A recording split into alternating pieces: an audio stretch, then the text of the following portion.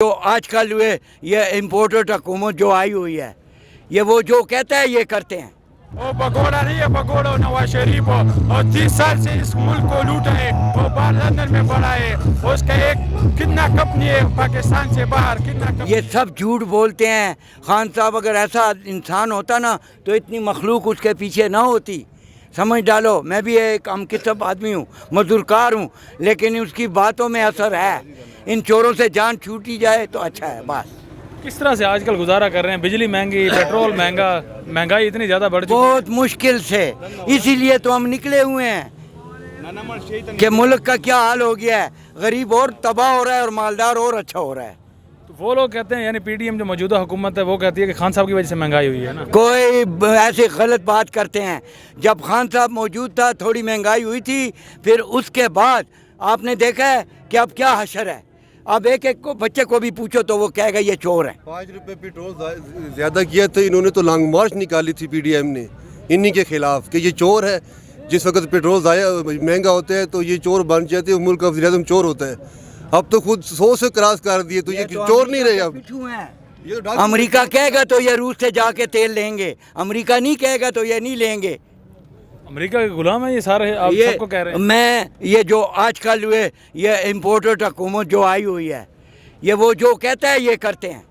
مولانا فضل الرحمان کے بارے میں آپ کیا رائے اس کا تو نام ہی مت لو، اس کو تو ڈیزل ڈیزل ڈیزل ڈیزل۔ اس نے تو مولانا لوگوں کا نام شرما دیا ہے بس۔ مولانا تو مسجد میں بیٹھے ہوتے ہیں، وہ کوئی غلط بات کرے تو وہ کہتے ہیں جاؤ جاؤ اپنا کام کرو، میرا اللہ کے ساتھ واسطہ ہے، بات ختم۔ وہ کہتے ہیں میں حق کی جماعت کے ساتھ کھڑا ہوں اس وقت۔ اس کا حق دیکھنے تو جاؤ، اس کے دارالعلوموں میں دیکھو، اس کے مدرسوں میں دیکھو، اتنے اتنے بچے لائے ہوتے ہیں۔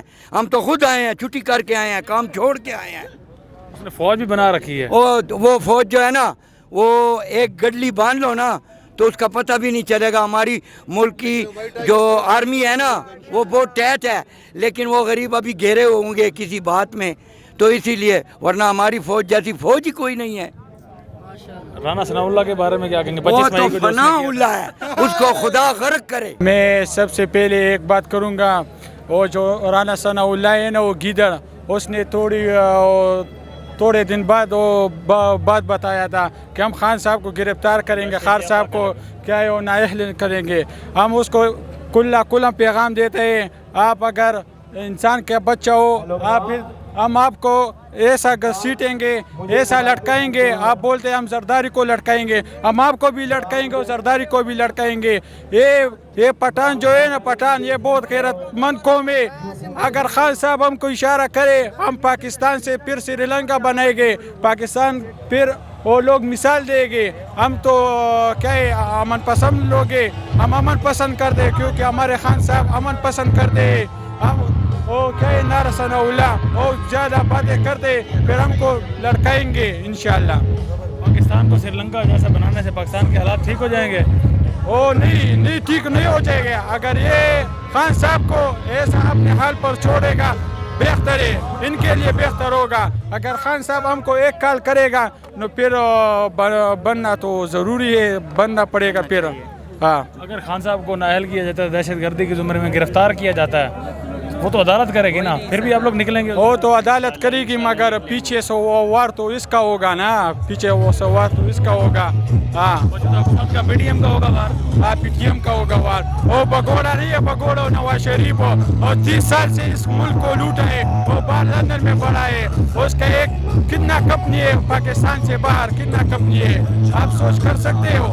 عمران خان کا کیا ہے بار، وہ سارا مرنے جینے پاکستان پر ہے۔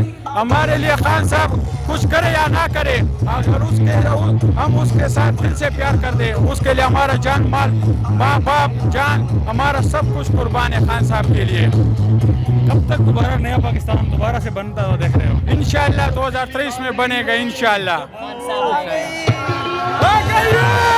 صاحب زندہ باد، خان صاحب زندہ باد۔